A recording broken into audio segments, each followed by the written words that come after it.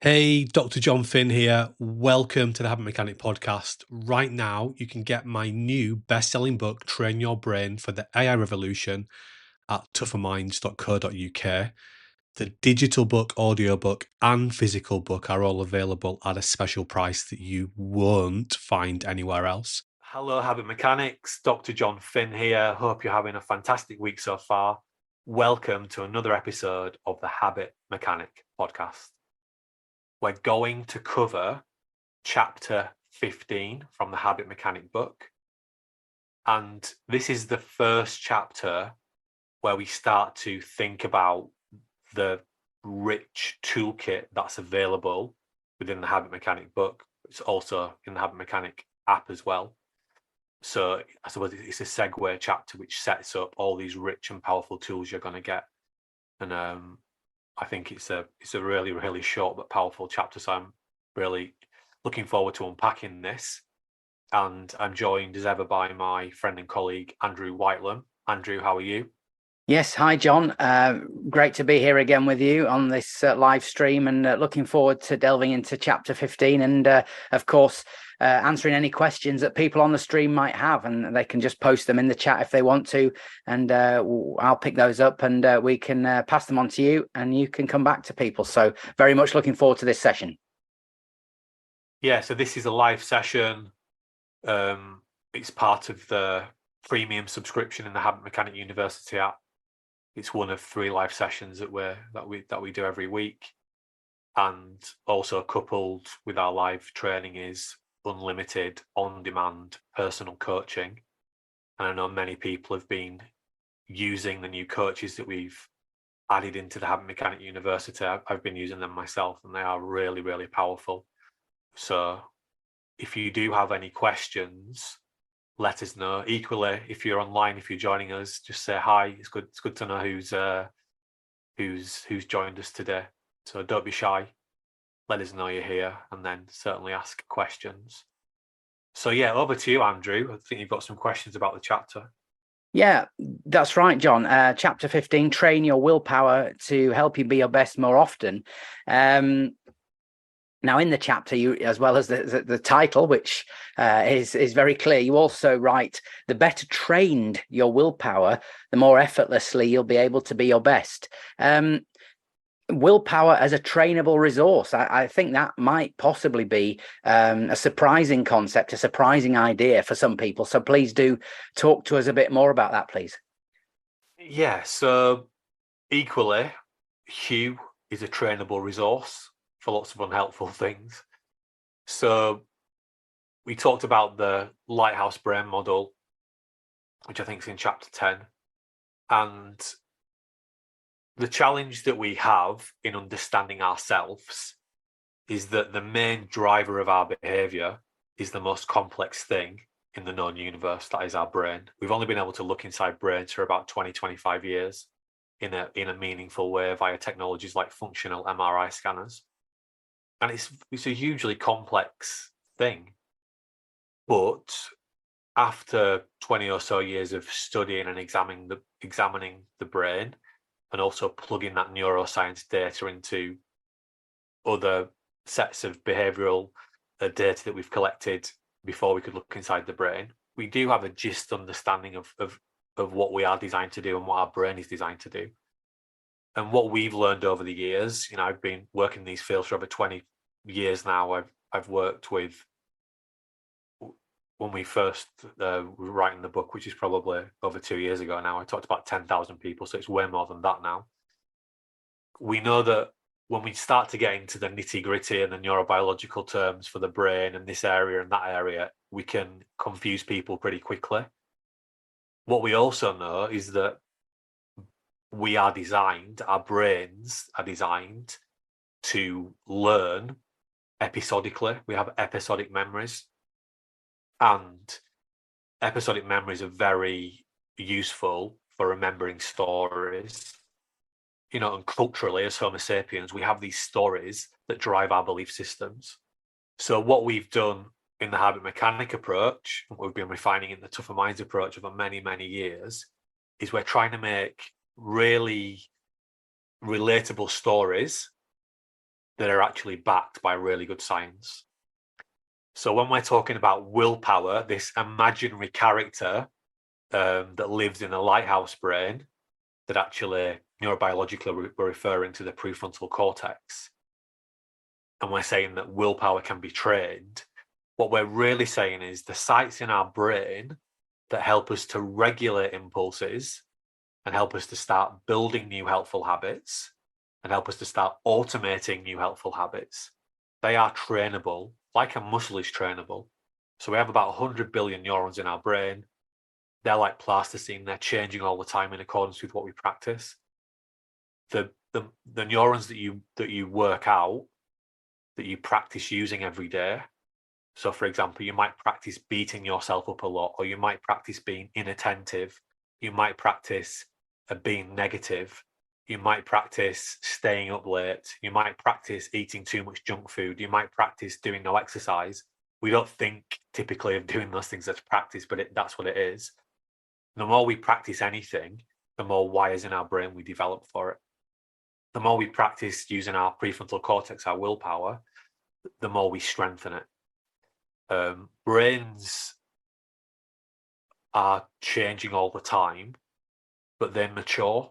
So our brain, in broad terms, wires from the back of the head. So when we're first born, we don't have much wiring anywhere apart from right at the back of the head.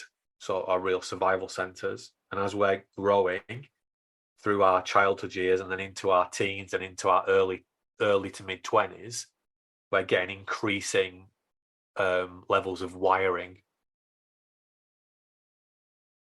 moving from the back of our head to the front of our head. And the last part of our brain to wire is the prefrontal cortex. And it's the first part to degenerate, which is why we see those prefrontal cortex diseases setting in when we get older.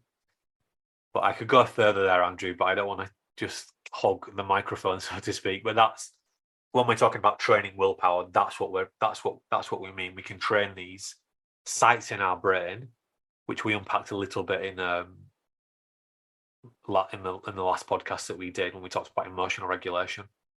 We can train those sites because those sites are like muscles. Yeah, and I know this overview of the brain structure and how brains function is a central core of everything you do in your work to help people do better and feel better, and of course that understanding now is being delivered via the Habit Mechanic University app and of course in the Habit Mechanic book. What sort of reaction do you get from people who come to this knowledge for the first time? It is quite revelatory. It certainly was for me when I first came across it. The reaction is almost a light bulb moment, that makes sense. And I was actually speaking to one of my clients yesterday, very, very experienced behavior change person, and he'd come across the Habit Mechanic book, read it, decided he's training to become a certified habit mechanic coach. And he was just saying that I am absolutely believe now this approach, helping people to build better habits using this framework, is the only way to help people build sustainable change. So it just makes sense. And if you think of what other things people may have heard about themselves and the things that drive them, it will be very black box ideas. But from school, they will have been taught that they're either good at something or they're not good at something. And the things they're not good at, they'll never be good at. And then we have these personality tests designed over 100 years ago, and that give people these arbitrary kind of personas that are too rigid to be useful, but are actually used, worryingly in mainstream society to segment people, in terms of getting employment, but also when they're in employment. So when you can tell people a story, and this is when we know data's good, because for anything we're trying to understand, we can get multiple sources of data.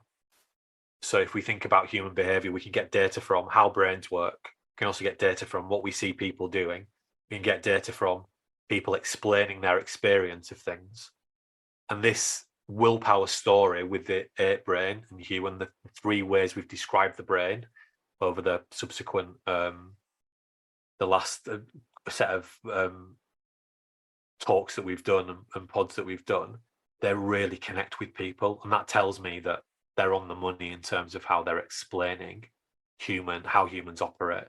So in a short story or even a paragraph or a few sentences, this understanding moves people from being a bit troubled and maybe confused about why they feel like they feel to getting an awful lot more clarity on why it is like that, but also the understanding that they can do better, because they're not fixed, and it's normal that we might worry and beat ourselves up or have unhelpful habits, but there's a way to do things differently and better. Yeah, and part of the way you engage people with the stories and with the concepts, which is so powerful. I've certainly seen it myself. Obviously, we're this far in the book now, so people hopefully will be familiar with the lighthouse brain concept that you've touched on, and also the character you call Hugh, horribly unhelpful emotions, HUE, Hugh. In chapter 15, which we're discussing now, you talk about how willpower can guide and mentor Hugh almost, and you talk about a learning room in the lighthouse itself, the lighthouse brain. So how helpful is this sort of relation to think of this relationship between our willpower and our Hugh? Well, I think it's very relatable, the idea of, if we go back to maybe more simplistic and earlier forms of self-understanding.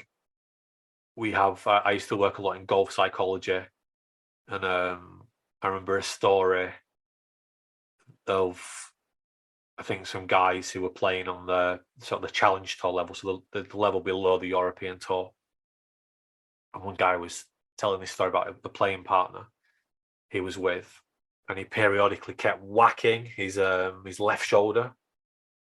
And this guy's looking and thinking, what's this guy doing? And he carried on doing it. So he eventually asked him, what are you doing? He said, oh, that's the devil. He keeps saying bad things to me. So we have the idea of the angel and the devil on either shoulder, this self-talk idea. I've heard people talking about the judge and judgmental. What the lighthouse brain story is, it's a neurobiological based understanding of what actually is happening in your brain, but in a relatable way. And the fact that there is a relationship dynamic going on. We have this incredible power to talk to ourselves.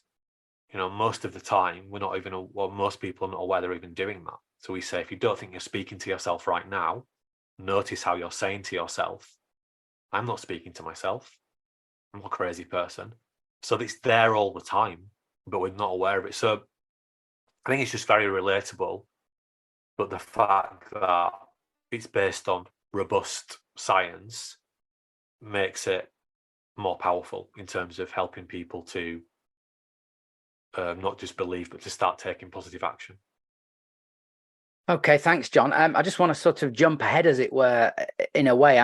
In the rest of the chapter, we talk about the vast array of practical tools that are based on this understanding and spring forth, if you like, from this understanding. But I know one clear message you give consistently to people about if they want to strengthen and boost their willpower is their brain state, their brain health. Of course, you point out this is principally driven by sleep, diet, and exercise. Just talk to us about that, if you would. How your willpower is rooted in these 3 things. Yeah, so willpower is a limited resource in the sense of we only have so much of it each day. Everyone can relate to having great intentions, but they get to the end of the day, they're tired, and then they just continue with their old unhelpful habits. If you read someone like Roy Baumeister's work, he talks about glucose is the fuel that's driving willpower, which is interesting. but it depletes. We know that if we're sleeping well, if we're exercising properly, and remember we're designed to move around, walk 12 miles per day, doesn't mean we need to do that, but that's what we are anthropologically designed to do. We're hunter-gatherers. And also if we're not putting the right food into our body, so let me say that in a different way. Sleep, diet, and exercise underpin brain health. The most difficult part of your brain to get working well is your prefrontal cortex. So it stands to reason that if your brain's not very healthy, your PFC is not going to work very well. So if you've got brain fog or low energy levels, the first thing to think about is the quality of your sleep, the quality of your diet, and the quality of the exercise that you do every day, because they all underpin. Now, excitingly, Andrew, we have just released the diet, exercise, and sleep swap tool, which is the DES swap. So people may have seen this in the Habit Mechanic book. It's in chapter 19, the paper version of it. We've just released the digital version of that inside the Habit Mechanic University app. So people that are subscribed, you go into your toolkit. Well, if you can work with the sleep and health coach, but if you want to use the DES swap tool, you go into your toolkit, go into the training section, and go into the sleep, diet, and exercise section. That's possibly the most powerful tool we've just released, partly because getting those three things right is so essential, but more difficult than ever before. And we know the DES swap is super, super powerful, and being able to use a digital version just takes it to another level. So, yeah, as always in our approach, we're not just going to help you to understand what you need to do, we're going to help you to habitualize it as well. And if you're listening to this, you'll be able, and you're a premium member, you'll be able to access the DES swap tool. Yeah, that's fantastic. I've seen that appear in the app and or the developments for it, and looking forward very much to seeing that really start to flourish now, and hopefully people will be really starting to use it. John, as we move through chapter 15, then you talk about, and you almost excitingly set out a journey for people by listing the vast array of tools that are predicated and based on the understanding of how our brains work and how habits drive us. So many different things: sleep, diet, and exercise, stress management, confidence, productivity, performing under pressure. In the chapter, you stress how at the heart of this, getting these things right, is planning. And of course, the Habit Mechanic University app helps us do that. Why is planning so pivotal to sort of marshalling our willpower and being able to accomplish these things that you set out? Yeah, so everything that we help people to do differently so they can build more helpful habits, more super habits, and destroy more destructive habits really centers on doing more intelligent self-watching, more intelligent planning.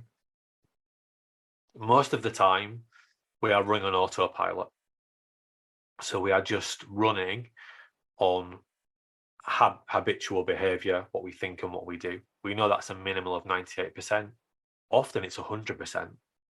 I know that's quite hard. I've had a few editors that have struggled to get their head around that idea. I didn't want to publish that kind of stat until you showed them the scientific papers, because we have an illusion of consciousness in our brain. We're running on autopilot most of the time.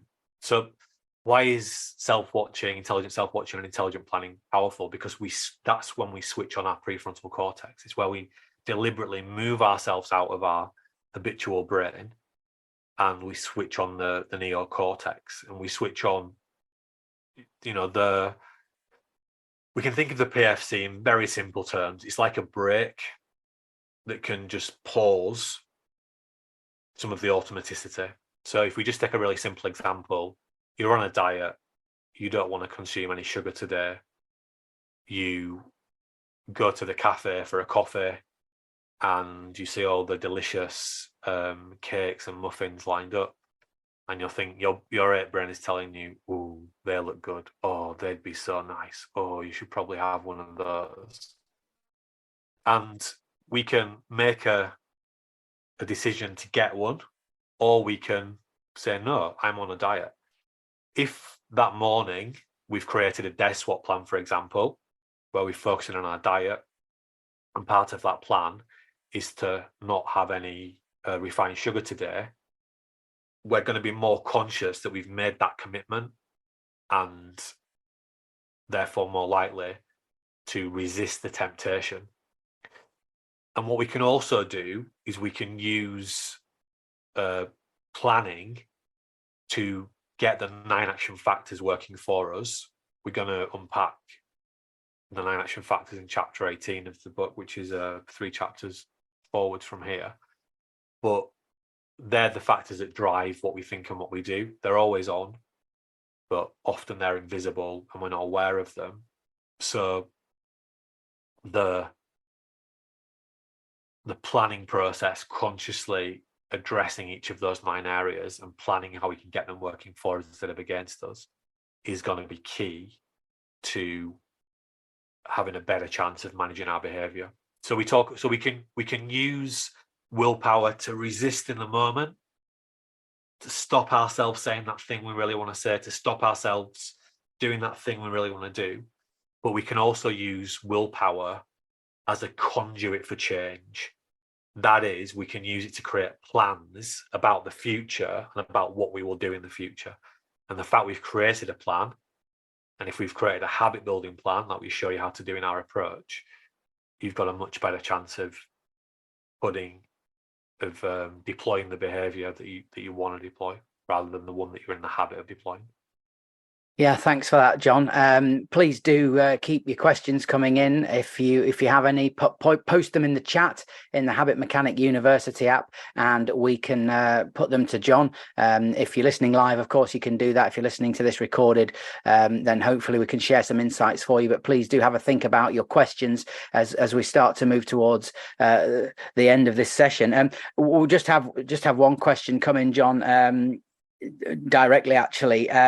Someone's just listened to what you've said about planning and the pivotal nature of it. They just say, could you just reprise for us? And they are a doer of the daily tea plan, they tell me. Could you just reprise for us how planning in the way the daily tea plan does help us plan to reduce our stress?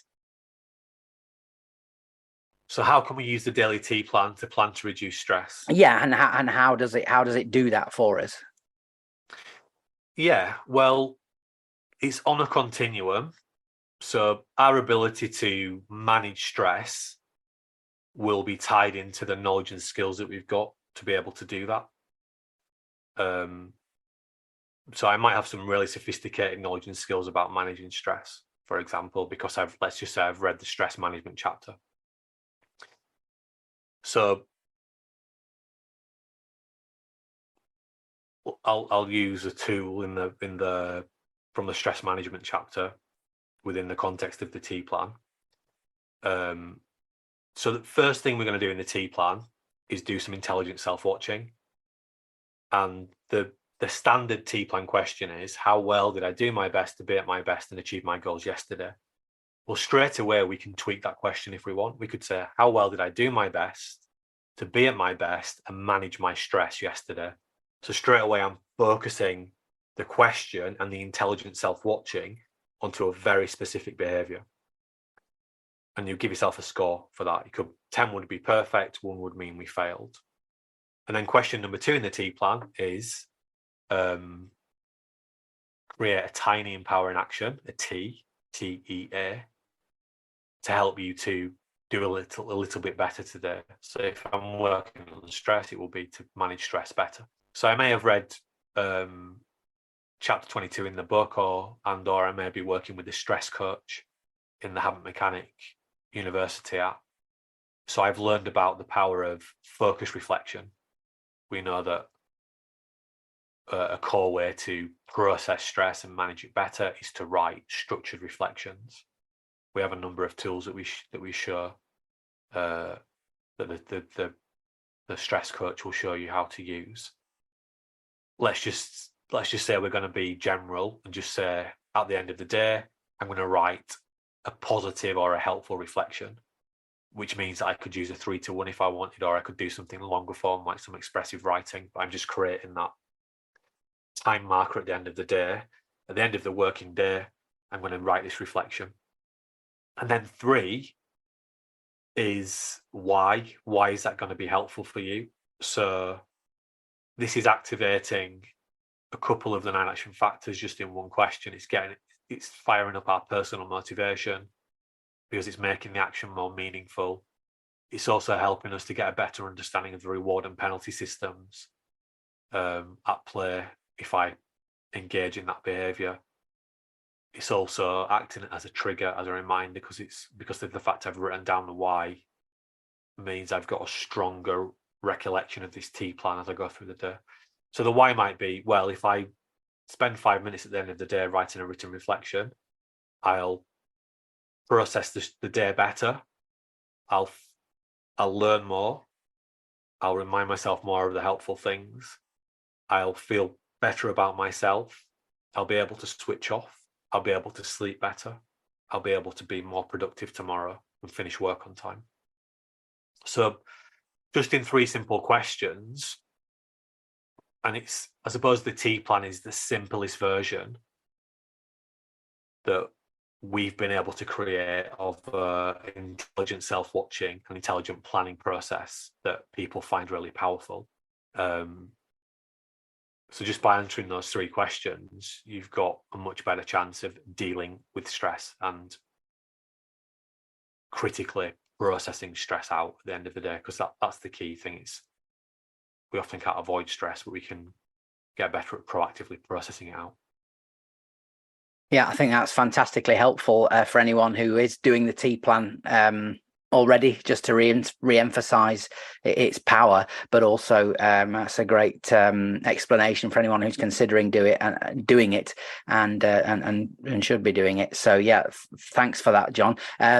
Please do, if you have any final questions for us, just pop them in the chat in the Habit Mechanic University and we'll get to those. Otherwise, perhaps you can ask us something next time. Jon, as we approach the close now of this session, I suppose it's always struck me that you chose to personify willpower as a superhero, or Wilhelmina power, of course. I know you make that distinction in the book, willpower or Wilhelmina power. You personify them as superheroes. They've got well, they could be out of a Marvel film, wearing a cape, whereas Hugh is personified as an ape-like figure.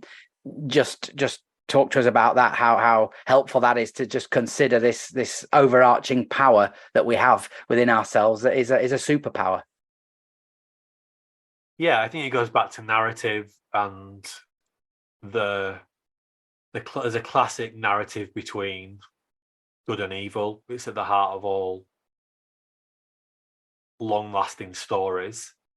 I think it's Joseph Campbell, isn't it, who wrote about this, and that Joseph Campbell's work is the basis of things like Star Wars, for example. It inspired George Lucas.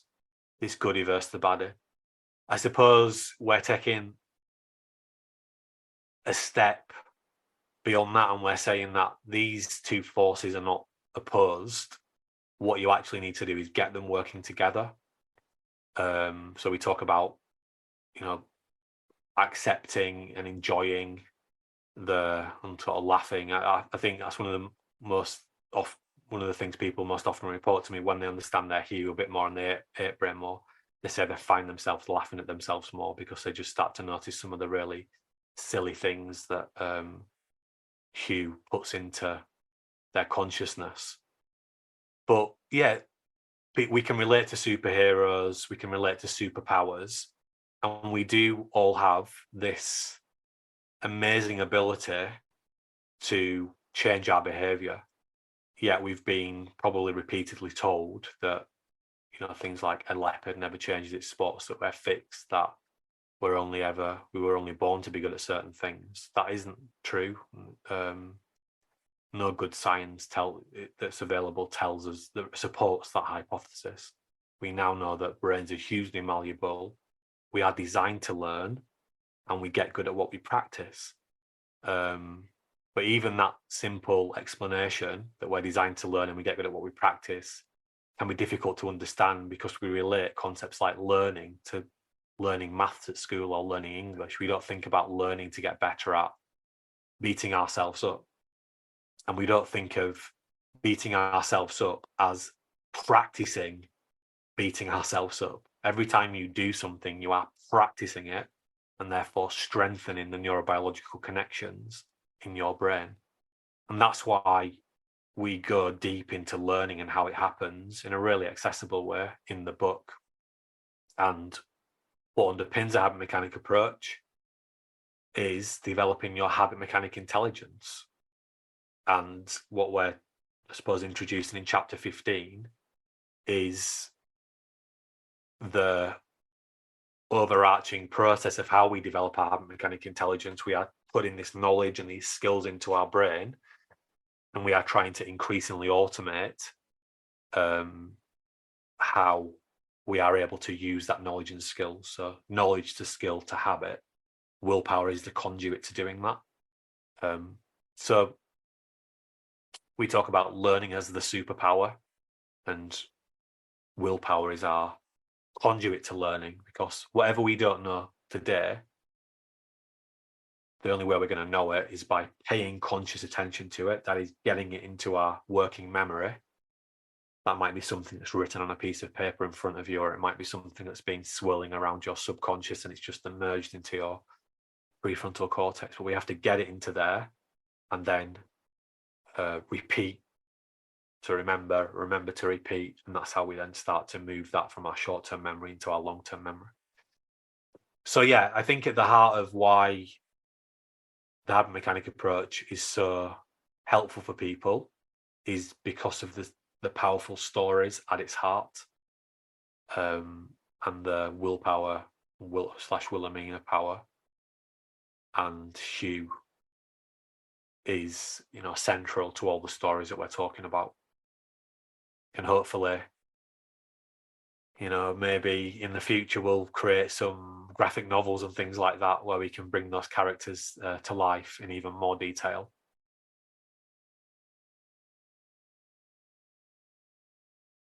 John, I was going to say thank you so much for taking us through chapter 15 and the related issues, and sharing more insights and taking the deep dive into the insights in the Habit Mechanic book. I know the app, the Habit Mechanic University app, has been developing very rapidly, as you said, with the addition of the personalized coaching, which is a fantastic resource. If you have time, just give us a quick brief overview of where we are with that and how people can access that. Yeah, well, first of all, our mission is to make it as easy as possible for people to be at their best using cutting-edge insights from science, including neuroscience, behavioral science, applied psychology. So, aligned with that mission, we are making personalized coaching, unlimited personalized coaching, and on-demand personalized coaching. Not on-demand where you go on a website and you book a session with someone, where on-demand where you open your phone and you can start working with a coach straight away. We are making that free to anybody. So if you go in the app now, you can start working with a coach for free, absolutely free. That isn't free to us, that's costing us money, but it's aligned with our mission. But for those people that want more sophisticated support and they want to work with more nuanced coaches, then they can upgrade to the premium level, where we've created an holistic support package where you can work 24/7, unlimited, on demand with any coach of your choice to work on those specific areas that you want to work on. Coupled with that, we have 3 live training sessions per week. Also, we have a rich toolkit where you can, a habit building toolkit, where you can analyze your habits and use our digital tools, ones that you may have learned about in the Habit Mechanic book. You can use those tools to keep progressing and developing the habits that you want to develop. We have a rich community in the Habit Mechanic University app as well, which are supporting each other every day. So the Habit Mechanic University app now is a really, really powerful and I think unique health, happiness, leadership, if you want to go there, support system. And we're really excited to get it into people's hands. Okay, thank you very much. Thanks for your time today, Jon. Obviously, we have more live sessions coming up and more habit mechanic talks. Anything you'd like to say in closing? Yeah, just that no matter how bad you feel and how helpless you feel, you do have willpower. You do have a prefrontal cortex. It's like a muscle. The more you work it out, the stronger it gets. So we can make positive change, but we have to abide by the rules of change, the 9 action factors. And the first rule always is make the change as small as you can. So start with one press up, start with one walk around the block, start with one piece of fruit, start with going to bed 10 minutes earlier. But the more we work out that willpower, the stronger it gets.